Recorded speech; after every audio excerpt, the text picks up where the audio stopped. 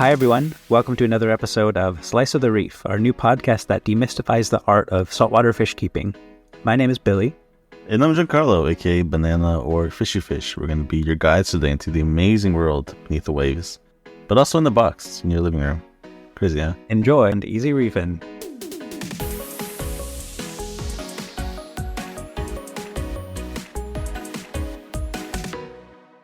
Okay, so today we're talking about water changes. My name is Billy. I'm Banana, Giancarlo. Oh, you're down to two names. Awesome. Yeah, such fishing online. Oh my God, you motherfucker. You waited until I started talking to add the third thing. All right, guys, water changes. So what we were saying previously was that Billy discovered that there's this neat contraption called water. And if you take some of the dirty water out and put some clean water in, your average water will be less dirty than it was previously. That's basically what water changes are. Yeah. Oh, y'all, no. Y'all who've been doing water changes like idiots, like sheep for however many years you've been alive, like 10 probably. Wake up, listen sheep. to this. You can actually take the water out of your aquarium, dump it down the sink or whatever, and replace it with clean salt water. And then suddenly, based on whatever percentage you removed, your nutrients actually go down. It's like carbon dosing, but the opposite. The water changes are a really good way to get rid of excess waste, dissolve waste, excess nutrients, and chemical imbalances that will mess with your aquarium long term. We're going to go through the benefits of water changes, and then we're going to address the drawbacks of water changes, and then we're going to talk about what they can and they can't fix. Because a lot of people some people think that water changes don't do anything. You've got some people that think that water changes are like the solution to everything. And then you've got some people who are, too lazy to do them, which was me for like the longest time. I almost nuked my tank that way. Yeah. Billy, what do you think some of the pros of water changes are? That's a great question, Banana. Let me think about it. Let's see. I think it dilutes toxins and waste. How water changes help. I'm pretending to read off the script when I've never done that before. So removal of toxins and waste. So depending on the cleanliness of your source water. So if you're not using RO, or if you're using distilled, or if the salt you're using has some contaminants in it, there are metals and other problematic elements other than metals that I can't think of right now, building up in your water over time, because as your water evaporates and you replace it with new water, the salt and the metals and all the other non-evaporating chemicals in your water are building up slowly in your tank. And that includes nitrates, that includes phosphates. So that's why they build up over time unless you have a proper nitrate and phosphate export. And the best way to just not even have to deal with that problem of having too many metals or having a weird nitrate spike or running out of trace elements, stuff like that, just pulling out X percentage of the water per week, or even every other week if you have to, is a really great way to keep that stuff in check. Yeah, I think most people do like 30% every other week. I know it's never recommended to do more than a 50% water change every single time, because at that point, you're just going to be like really messing with your biology, the biological ecosystem of your tank. 30% is the average. If you're running with an emergency or something bad happened, or you pulled a Billy and you overdose something that you shouldn't have, you can do more. I didn't overdose anything. You didn't overdose anything? No. I underdosed expired microbacter. That was probably if you add it. something that you should into your tank, you can do more. Like if you're dealing with a bacterial bloom, in those cases, it is like worth doing like a 75% water change if you can do it, just to get as much of that bacteria out as you can, and just keep on hitting it hard like that until things stabilize.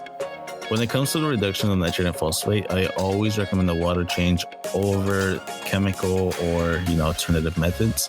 You can run GFO, you can carbon dose, but those things have longer term repercussions in your tank, such as like an inability to control the bacteria that actually eat the nitrates and phosphates. So if possible, you want to deal water changes first. I had a buddy or a friend who was he was dealing with like 50 ppm nitrates, and he just did, it was like a 300 and something gallon tank. It was bigger than mine actually, and he just hit it with water changes hard, and it took him about 2 or 3 weeks. I've just repeated water change after water change after water change, and he got it down to around, I think, 13, 14, and started doing well now. But when it was really that high, his coral weren't like dying. Well, some of his coral were dying, but he wasn't experiencing mass wipeouts like people will say will happen if you have high nitrates. It's overly dramatized. But yeah, yes. The main reason people don't see issues when they have high nitrates is because it climbed up to that level over the course of like a year. Yeah, it's slow. It's very, very slow climbing. Because what probably happened is their nitrate growth barely outpaced the rate of their water changes. So maybe like nitrates were going up by 21% per week and they were changing 20. Did I say that right? Yeah, 21% nitrate per week and then they were changing 20. And so 1% was increasing over time. Or they just have bad test kits like API. Or they don't have an ammonia test kit. Or they don't have an ammonia test kit. And they're wondering why everything in their tank is dying. Yeah, just as a random example. Yeah. Yep. Yeah, that alone will help. If you have algae issues, that itself will help you deal with that or fix things like that are going wrong. And you're not directly starving out the algae. You're just bringing the nutrients that the algae like down to a ratio where it's less optimal for the algae to absorb it than it is for, other bacteria in the tank and the actual corals themselves. Yeah, bringing it down to manageable levels, which is always preferable to just not having, unmanageable levels of any chemical in your water. Yeah, just manage your levels. It's that easy. That being said, typically, at least in my experience, just controlling your nutrients isn't going to magically remove the algae that's already there. You need to remove the algae that's in there, so you export all the nutrients that they absorbed, and you cut down on the numbers of like the individual algae cells in your tank, so that when they start trying to grow again after your water changes, there's less of the overall algae in your tank, and there's less nutrients for them to consume. Yes. That's why Flux took me so long to actually start killing my algae, because it was killing the algae at the top, and then the algae was growing back from the nutrients that the algae released. And there was just like a 1 inch, not 1 inch, like quarter inch thick layer of detritus on the bottom of my tank from all the algae that was dying. Because there was no sand bed to hide it, thank God. So I would have just assumed it was all going away. But yeah. Yes. Water changes in regards to controlling algae, not the only thing you can do. But it will, again, remove some of those waste elements and replenish some of the trace elements that your corals need. It's huge. It really is huge. And then it makes the water clear. Mm-hmm. Water clarity is something that a lot of people don't look at until they're looking at the tank, like down the road, and they say, why the fuck can't I see across my tank? Why does it look so dusty? What's all this shit going on? It's because you haven't changed your water, man. You have so much detritus in your tank that you got to siphon it out. But it's literally it's reached saturation in your sand bed, and it's now leaching out of the sand bed because no more will fit in that little detritus trap that you put in the bottom of your tank. Yeah, if you have any dead zones, you're going to find that those dead zones in your tank are very, very easily set up as detritus traps.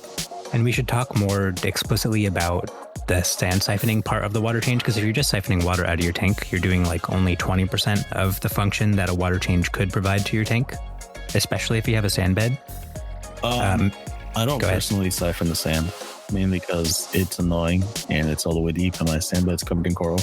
I've gone to the point where I've got a healthy amount of sand sifters, and I've, between the fish, the snails, the crabs, everything I've caught that actually buries itself in the sand, I don't really have a need to move my sand bed when I clean it up.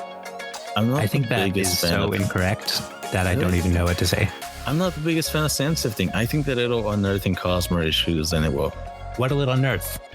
Just trap phosphate, trap things underground. A lot of anaerobic bacteria that are trapped underneath the sand bed. If you're in a situation where you have a lot of detritus buildup that leads to you having to filter out your sand bed, either one of several things is happening. Okay, one, it means you need to find the source where you are having improper flow in your tank and you're having a lot of dead zones, so you gotta adjust that. Or B, you need to get some sand sifters in your tank so that you don't have sand that's not being stirred up or moved. Or hear me out. You could maintain your sand bed constantly so that it's not building up that detritus trap, and you won't nuke your tank by trying to clean it. That's what I just said. Yeah, via decent flow and sand sifters. Because the sand bed is home to so much microfauna that you don't realize. That's the reason that sand sifting stars will die out so fast. There's so much life in your sand that a lot of people don't like think about. And that includes pods, a lot of different kinds of worms, spinode worms, spaghetti worms, which are actually really, really, really cool. Freaking love those. Phytoliths poking out of the sand. There's a lot of life in the sand, and that's like life that you don't want to disrupt in one big swoop. But at the same time, you want to like have something in there to stir that up, which is where sand sifters come in. Yeah, that's fair. But don't get a sand sifting star, so it'll die. Don't get a sand sifting star. And then guess where it'll die? It'll die in your sand bed, and you won't find it until it's a rotting, decaying corpse. Yeah, or it'll become food for Harlequin shrimp. Get one. That would be a good way to solve that problem, I guess. Okay, so the next one, I don't know. Personally, I think water changes are good. I don't think you should go without them. I agree. To try a method called the moonshiner's method, and we'll talk about that later. Yeah. Okay. It's actually a really, really solid method. But another benefit that water changes does is it will help you replenish trace elements. And that's something that a lot of people don't think about when they're doing water changes or when they're picking out a salt, that trace elements do matter. Things like boron, things like manganese, things like boron. They named an element after you. Hilarious. Hilarious. Anyway, one thing I said on the pre-recorded version of this podcast, the pre-drop, if you will, is the unrecorded. Yeah, the unrecorded, the Discord sessions like the Beatles did, is that I would mostly only do water changes if my corals started looking hungry for things. Like Alveopora, for example, start looking really angry if they're missing a certain trace element that I don't know what it is. So I would do water changes and they would magically puff back up. Yes. But the counter of that is like, you shouldn't have to wait until your coral are telling you they need water changes. Yeah. To then finally feed them. You should kind of just feed them as is. Exactly. And my counter to that is, no, I'm lazy. I'm not going to do that. That's the thing. And perhaps more importantly, I didn't know which trace element I needed to replenish, but something in the water was being taken up. Sorry, I almost used bad grammar. Something in my water was being taken up by my Alveopora faster. It was being taken up. Yeah. It's being taken up faster than my water changes, quote unquote, and my Alpha Reef could replenish, because Alpha Reef does have most of the trace elements in it. Yeah. So that's when I would have to do a water change. I used to run a method called the Moonshiner's method, and the entire concept of that was that you would, manually supplement your tank with water change. Now, you manually supplement your tank with trace elements depending on what you had on there. So you would manually dose the barium, the manganese, the cobalt, all of it. And it worked great while I did it. But the thing is that you've got to keep on sending those ICPs every month and a half. And I didn't do that. So I did the first one and then I kind of just didn't do it. And I ended up losing a lot of coral that way because they just got lazy with it. So now what we're actually doing is a hybrid method where we'll dose dailies. Or we'll dose daily trace elements, and in like the 2 weeks since we started doing that, I've got to say, coral growth has gone pretty wild. We've had pretty crazy growth. Like in 2 weeks, it's been 2 weeks, and we've already had stuff growing pretty decently with the dailies. I'm telling you, it's because you're gone. Yeah, with a mixture of water changes. It's a mixture of both. Yeah, but yeah. That's one of the biggest things. Very important. Let's talk about the drawbacks of water changes. Ooh. Drawbacks. Okay. We don't think about drawbacks, right? The first one is when you're starting your siphon with your mouth and you get salt water in your mouth. That's a drawback. What? It's the best part. You can taste the water quality that way. Legend has it that experienced reefers can taste their elements based off the salt level. Legend has it. That's not a thing. That's not a thing. We got Coral RX. What would you be doing that could possibly result with you getting Coral RX in your mouth? Like, why? Listen, you told him to taste it and he did, and now you're making fun of him? You shook the bottle and it got in your mouth. That's so mean. Bro, what? How did you? It was broken, and the bottle was broken. Was the bottle broken? Because I was going to say, it's like, why was that anywhere near your mouth? Like, that should not be anywhere close to your mouth. Listen, dude, we're not here. We're not here to judge people. All right, this is a judgment-free zone. This is true. But maybe find a different thing. Find a different hobby. Revive smells lemony. I love it. I've wanted to drink Revive several times, but something about living that appeals too much. It can't be worse for you than alcohol. Like if you did it, that's your response to this. That's your response to like if you dip your coral in alcohol, it would probably die. So therefore, logically speaking, it's probably better. It's less toxic than alcohol, which means you could probably drink it. Your coral is fine in it, therefore it should be fine to drink. Yeah, because we're all just basically coral. I mean, you put your fish in front of formalin, doesn't mean you can drink formula. Oh, we should do like vodka dips. Maybe that would do something. Vodka dips, season the fish. Someone should look into that. Yeah, because it's a disinfectant, right? Yeah. And it's a diuretic, which means it'll give them diarrhea. Yeah. My insides are clean because I start off every morning with vodka. Part of a healthy breakfast. And that's how you become an alcoholic, kiddos. No. That's how you continue being an alcoholic. No, I'm just kidding. Ooh, Lily's mad. My dog wants to go outside. Okay.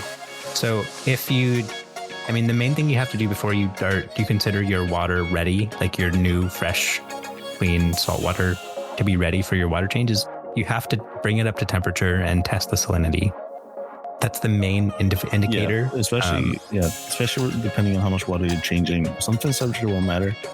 And you're spacing energy at that point. I don't do the water temperature bit. Salinity 100% has to match. You're not going to do a water change with different salinity. You're going to affect your coral that way.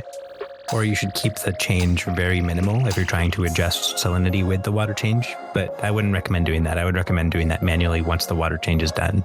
Yeah, or before the water change is done. Or after. Or before. Or both work together. Either way, just don't mix with your water. Don't do it during the water change because there's so many variables to account for, and there's always a chance of offshooting water change. So your salt could come out as something you really, really didn't want to be at. And then another thing is it's always stressful to fish in coral when you do a water change. I mean, you're sticking a giant pump or hose or tube or whatever inside of the tank, and sucking water out through your mouth or through a pump. I use a pump mainly because waiting for water to go through so much is so tedious. I have a question. Why? What's up? For you, or for anyone in the chat, do you know of like a good water change siphon that has the pump where that starts the siphon for you and has like a good hook for the bucket and stuff? Just use a pump. No, I don't want to do that. Just use a pump. Wait, a pump to remove the water or to replace it?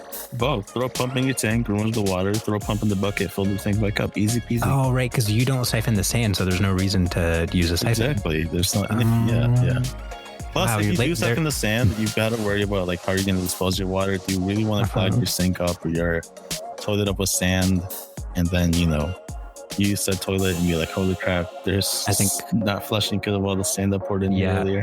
Yeah, I don't think the plumbing's the problem. I think the sand is the problem in that scenario. I think you just need to not have a sand bed. Sand till later. Here's what you do. Here's what you do. You take the STL, like the 3D printer file for the Copepod Hotel. You copy paste it like 1,000 times, or you make 1,000 of them, and you use Copepod Hotels as your substrate. What are your thoughts? That's the most Billy thing I've ever heard. Oh my god. Oh, you have sand as your substrate? Yeah, I have a series of hotels. We've gentrified the place. This man also uses pumpkin spice as a coral dip, so... I mean, hey dude, it works. Take everything with 1.025 specific gravity to the salt. That's a reefing joke, guys. And that classic Slice of the Reef Zigga was brought to you by our Patreon. Patreon, yeah. Subscribe to our Patreon for things like this more often. We do have a half hour of ASMR, Billy just eating a bag of chips. We've also got Billy drinking water. You can hear that slurping of soda, and he's like, this is good water. Some of you were here for that. Some of you missed it, and I feel really bad for the people who missed it. It was great. Yep. We have audio of Billy doing a water change, so you can hear, damn it, and oh shit, every 15 seconds. We have very rare footage of Billy testing his water. Banana's advice. Testing, one or the other. Water. Yeah, what the fuck is this? There's just a rare footage of you talking for 30 minutes without me interrupting and saying too much. Yep, that's called podcast episode 8.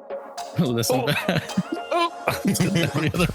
When I wasn't there for 5 minutes. Oh man, he doesn't even say anything. He just kind of leaves, and I'm like, "Right, Billy?" I said something.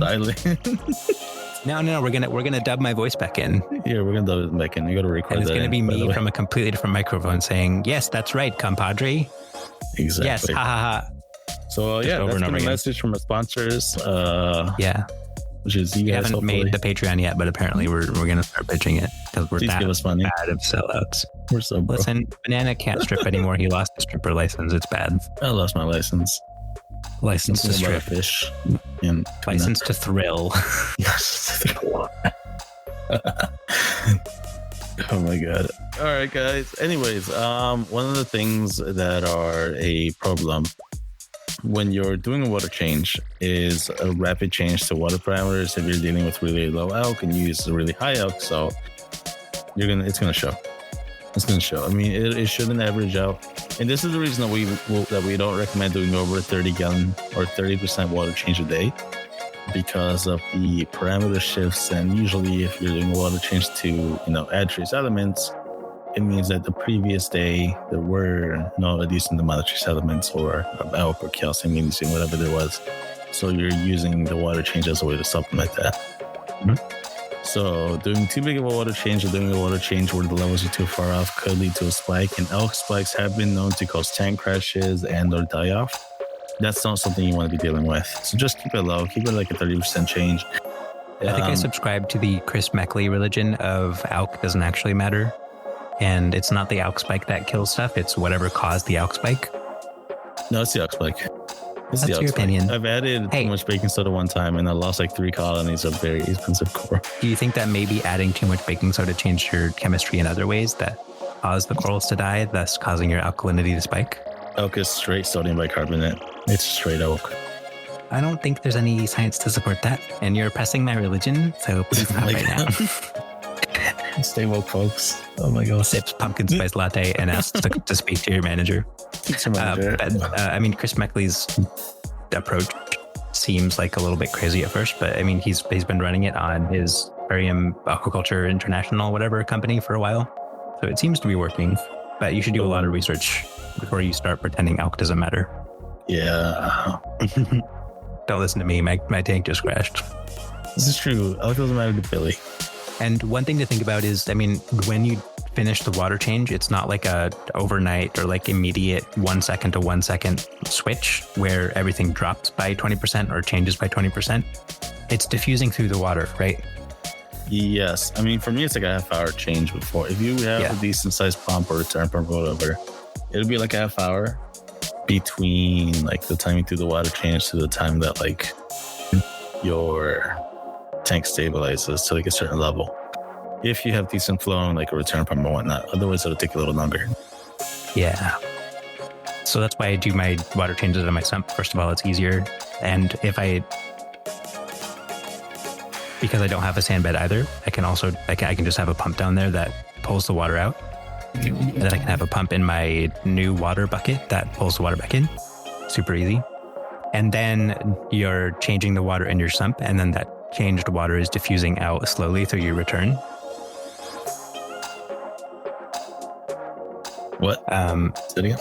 So it's very nice. It's a good way to further mitigate the slightly drastic change that a water change incurs. It really Especially if you care about juggling your alk because you're insane like Giancarlo. Hey, I mean, I keep it balanced. I keep it stable. The exact level, it doesn't matter. Stability is more important. There is a point where I run out at 13, and stable 13 is like out of the range of 9 to 11. So it's out of the range, but it was stable and everything was fine. Stability matters significantly more than the actual level itself. I think when my pH was relatively low, my alk would just stay at like, I think it was, I tested it at 13.5 at one point, but that was with an API test, so who the fuck knows. But it was very stable because I think the Alpha Reef was replenishing it faster than it was being used up, but it was like buffering it at 13.5. So when I did a water change with like just standard salt, it would still jump right back up. So that was a really weird time in my chemistry history. Yeah. I don't really know why that happened. And there's no purpose in telling you because I can't teach you any lessons from it. So let's move on. Yep, that's right. Really, there's nobody's talking about. That's very true. Just kidding. ICPs are a really good way, by the way, to make sure you're out because everything's stable. There's always something that could be underlying that we don't know about. ICPs are really good ways to find that out. if your RODI is not producing something properly, or if your tank has a metal that it shouldn't have. And from there, you can address like different issues, like whether you need to do more water changes or whether you want to do things like, I don't know, run a metal filter in your tank, something like Biospire, I think it was. I'm not sure. Anyways, metal UHC, maybe? Metal UHC, yeah. Polysorb. Yep, Polysorb or Polyclear. Things like that that absorb heavy metals. Polyfilters. Yeah. You don't really need to worry about them till later on. I'm mainly talking to some people in chat who have a habit of worrying and freaking out at the slightest thing that goes off, even if it not really should be a thing to worry about. Oh my gosh, he's totally talking about me. This is so embarrassing. Definitely talking about brother right now. I just care so much. We're putting you on blast, Fishero. I am. In case you didn't realize. Blast, yeah. Don't freak out over everything. If your levels aren't drastically high, you're fine. Just take it easy. Oh, just off Fishero. Okay. Yeah, okay. So we talked a little bit about drawbacks. Honestly, if you're doing them consistently and you don't change your salt and you set up a pattern, there really aren't any drawbacks to water changes. It's just free real estate. And yeah, that's it. Yeah. So there's some things that water changes will and they won't fix. And then we're going to go through some of the misconceptions here. One of the things is an underlying health issue of fish or coral. If your fish has ick, water changes won't fix that. If your fish has velvet or brook or whatever like that, water changes will usually not fix that. They can help, neutralize some things that are showing or causing ick or velvet to manifest, but they're not going to coherently treat the parasite itself, known as ick or velvet. Coral, if they're dealing with something bacterial or a worm or parasite or something like that, water changes will help them. It'll provide a less stressed environment for them, but it itself will not, cure whatever's going on with the coral. That being said, it's never a reason not to do a water change. It's when in doubt, do a water change. Yeah, I mean, when I was having my bacterial bloom, the only thing I could really do was water changes because my power was out and all the local stores were closed because I thought there was going to be a hurricane. Yeah. And even though a water change won't outright fix a bacterial bloom, it cut down on the amount of colonies in the water or whatever to the point where it did actually delay the bacterial bloom for a while. I just didn't do enough and I ran out of water. Yes. So it's not going to stop it, but it can help you delay things just by way of dilution. So what you're doing is you're effectively increasing the overall volume of your water tank, of your fish tank temporarily. Yeah. Another thing is managing, another underlying root of a problem could be high phosphates and nitrates. It'll help you manage your phosphates and nitrates. If you have them high, but odds are that you're either feeding too much or you don't have proper intake nutrient export for your, nitrates and phosphates to go down. And that includes a skimmer or enough surface area for bacteria, etc. Things like that. A good skimmer is a good way. Out. Yeah. Okay. Sorry. Continue. Yeah. No. It's okay. Interrupt me again. It's okay. It's okay. So again, it's okay. Interrupt me. No, it's okay. It's okay. All right. Okay. Are you? Okay. That's fun. God, that irritates me so much. Even when I was doing it. No, that's fine, Billy. When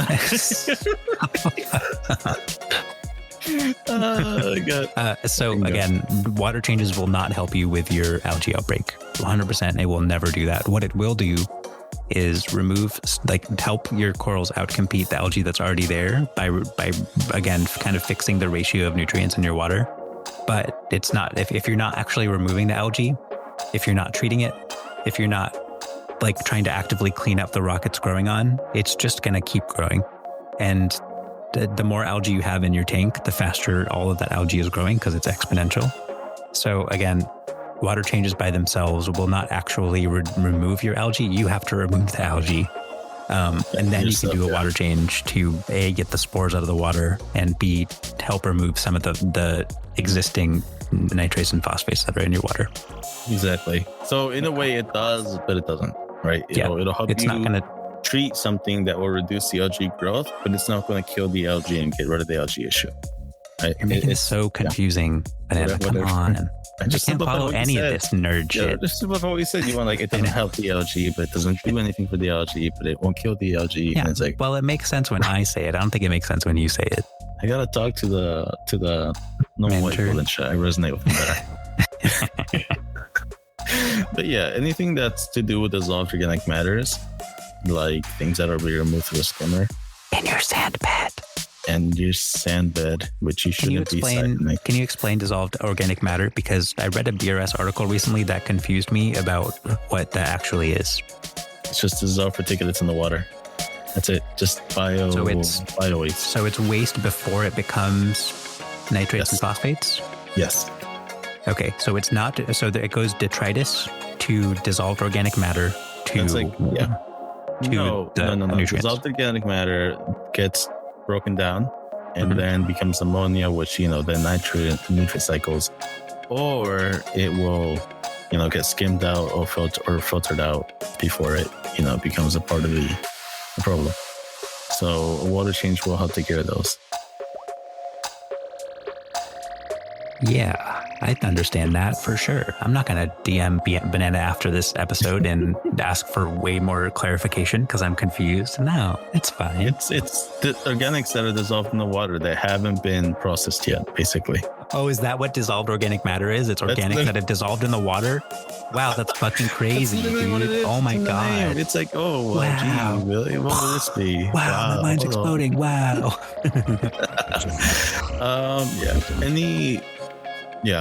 Doing more frequent small water changes are better than larger ones, less frequently, because especially if you're using those small water changes to do other maintenance around your tank, like cleaning off your rockwork, siphoning your sand if you need to do that, stuff like that, cleaning off the algae in the glass. Yeah, but you shouldn't be siphoning your sand. Anyways, or should you? Ooh. I'm gonna go to war over this. Well, as the guy with the actual sand bed between the two of us, Billy. Oh yeah. Well, the fact that you have a sand bed means I don't care about your opinion. So yeah, but there's situations where it won't be sufficient, where a water change won't affect, and like I said, that's in the cases of severe diseases, or like Billy said, algae outbreaks, or say you have tank waste that are causing stress. Water change won't magically make a tank less aggressive. It won't. If you think it will, you delusional. Unless when you're removing the water, you also remove the aggressive tank mate. Then it'll smart. And then you put a new tank in there, a clean one. That'll be what? Like a water change, yeah. You get rid of the bad one, then you put in the new one, a good one. No, I'm talking about the aggressive fish, not the. Yeah, you take the aggressive out. You take the aggressive tank out and you put a non-aggressive tank in, and that way it's like you water change the tank too. I thought I was saying you remove a tank, like an aggressive fish, and you were saying, oh yeah, just put another tank in the tank. That'll tank in the tank. No, tank in the tank. Put another fish in the tank. Yeah, and that way you can have infinite tanks. You replace the fish with a less aggressive fish. Yes, thank you. It's like you water change the fish, but without the water. It's like you change the fish. Literally, you just change the fish. Like it's going on today. Yeah. And then, that's the thing today. Water changes. Pretty good. Do frequently, not more than 30%. You don't want to go crazy with it. It's always good to have a routine. Water change day is always a good fun thing to do. And that's one of those days where you just, you take a look at everything around your tank. It's maintenance. Part of it's just constant maintenance. You turn on Slice of the Reef in the background. Yeah. Listen to us for water change day. You drink 5 beers because that's what gets you through the day. You drink some RX. You turn your skimmer off because it's fine. It'll be fine. You should turn your skimmer off during water changes. Do you not? No, because I don't mind it running a little bit low. It won't run low. Do you water change out of your tank or out of your sump? Well, if I had a tank, I would water change out of the sump because I don't have a sand bed. Jeez. Why do you ask? True. Well, I changed my water out of the tank. I guess that's annoying though, because I have SPS out of touching the top of the water, and I'll look down on the way up. So, that must be so hard. Yeah, it sucks. Oh God, I'm suffering from success. What am I gonna do with all this coral? I'll usually do on my 300 gallon. I'll do like 80 to 90 gallons per water change. So almost 30%. Yeah, around 30%. Yeah, 30%. 25. Then I set up an auto water change system. If you really want to get lazy with it, there are ways to do auto water change systems. I have one set up. I'm gonna stabilize this weekend when I get home. By the way, I'm going home this weekend. Hooray. By home, you mean... Home. Chicago home. For my brother's birthday. But he doesn't know yet, so I guess you guys don't know before he does. Ooh, exclusive. For more exclusive birthday tea, subscribe to our Patreon. Yeah, well, we have actual pictures of Belly during his birthday. He got shit facing up in his tank. That's not a thing. Stop. You're a pathological liar, and I'm starting to get concerned. Those footage of Billy doing random things to his house. Yeah, that's why you were recording that one time. Tune in to Billy Cam live on our Patreon. Jesus Christ. That's a different thing. I think we need a permit for that. Billy Cam. You can watch him. Anyway. Oh, we have a couple more slots for questions if you guys want to ask more questions. Yeah, what do we have so far? I thought we had some already. Thanks for asking. Enlighten asks, are you guys going to talk about how the salt you use affects your water? Is that a thing? I never use instant ocean stuff because it makes us nasty. I hate it. It leaves this nasty little gunk on the bottom of the bucket that I mix it in, and then it takes forever to mix.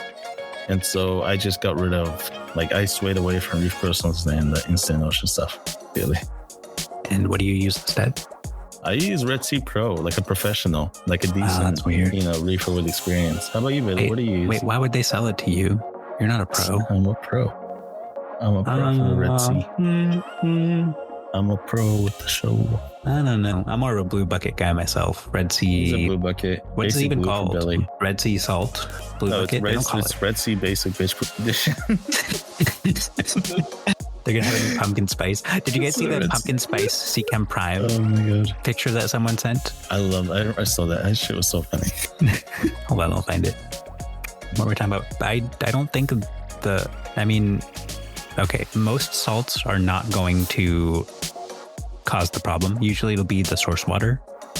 Or if you use a really crappy salt that leaves a lot of clay and dirt buildup on the bottom of your tank, that'll eventually build up and cause problems if you don't keep your mixing tank clean or your mixing bucket. Yep. But typically it'll be the 1 to 2 TDS that you can't get out of your water because you're too lazy to change your DI resin, like me. You should though. You really should change the DI resin. Oh, really? Yeah, you should. Wow. Crazy, right? Thank you so much. I will now. We pulled out his cabinet filter in his car one time. Dust came out. It was charred. It was capturing all the smoke in California. I just thought that was my duty to filter all of the smoke in California. No, but yeah, you wanna, yeah. So not sure if that's what you were asking, but hope this helps. What else do we have? Okay, can you talk about blowing off rock work during water changes? I did kind of sneak it into my actual talking parts. Turn off the pumps, take a portable pump, blow the rock work, all that dust and all that gunk off. I don't have that issue anymore because my tank's a bit more established. If you have big colonies, I mean, he does have that issue, but it's in his colonies because they're built, they're their own detritus traps. Because they're freaking massive from especially all the success we're getting. But yeah, my Monty colonies will sometimes get detritus growing on the inside. Acros, not too much because they usually have a fair amount of flow going through them. Ever since I updated to the MP40s and the MP60s, it's gotten a lot better.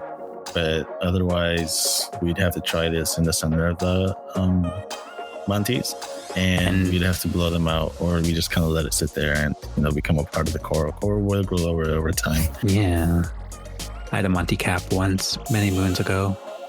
Okay, that's all the questions that I saw. Did I miss any question? I think that's it. Okay, awesome. Thank you for listening to another episode of Slice of the Reef. Today we talked about water changes, and that's it. We're done. Oh, that's it. That's the last episode of ever. We're done. No, we're done. Oh, you're done. Yeah, we're done. Sorry, we're canceling it forever. Subscribe to our Patreon, Billy Cam. There's no more podcasts. We're just monetizing me on the Patreon. And it's gonna work. Oh, wait, we answered the blowing off rock work question. Well, you didn't really answer it, and then I didn't really answer it either. So you turn off the pumps, and so that everything gets suspended in the water. You would turn off the pump. You take a little hand pump, take a maxi jet. Look at the maxi jet. You just blow off. You blow off the rock. You just blow off the rocks, and then you blow off the detritus, and that'll cause a lot of the rock work. But again, like a previous thing that we were talking about, if you have proper flow going through your tank, you shouldn't have an issue of a lot of detritus building up on your rock. It'll mainly happen when you're going through diatoms or mainly when you're going through things like a cycle and you've got algae growing on your rock that will then, catch a lot of that dust. Otherwise, yeah, you just kind of dust it off, and my answer is not just buy NPC. Otherwise, yeah, you just buy it. Are you like poor? Yeah, Only poor people have detritus. Use my money. It's so easy. And I could throw all my detritus. It's only a $600 pump. Just throw another one in there. Jesus Christ. Just throw like 3 or 4. It's fine. I think if you put an MP60 on 240, it might actually shut out the tank. Yeah, probably. But, you can probably throw an MP40 in there. The magnet alone. The magnet is too strong for the glass. Yeah, yeah. I think it's strong. I put one side on one half of my tank and the other side on one half of my hand and the other side on the other, and it's stuck. Those magnets do not play around. They're gonna interfere with your freaking pacemaker. I don't have a pacemaker. You get one. Not yet. I want to make sure to put an MP40 in the front and an MP40 dry side in the back, and just that'll be the way I move. That would get your blood flowing. Yeah, you can put an MP10 in there. But if you've got a lot of dust catching on the sand, yeah, like you just showed me a picture of your tank. A lot of the flow is pointing upwards or forward. You don't have a lot of flow on the bottom of your tank.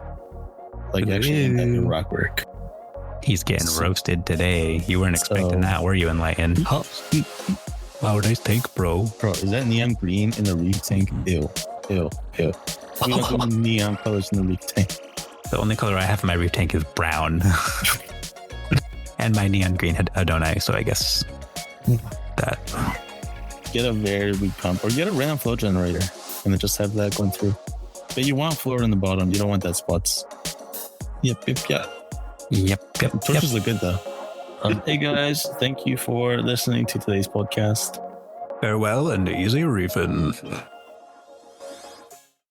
Thank you for listening to another episode of Slice of the Reef, your number one podcast for all things fishy, with your hosts, Giancarlo and Billy. Make sure you subscribe to our podcast on Spotify, Apple Podcasts, or anywhere else that podcasts are held. That way, you'll never miss an episode.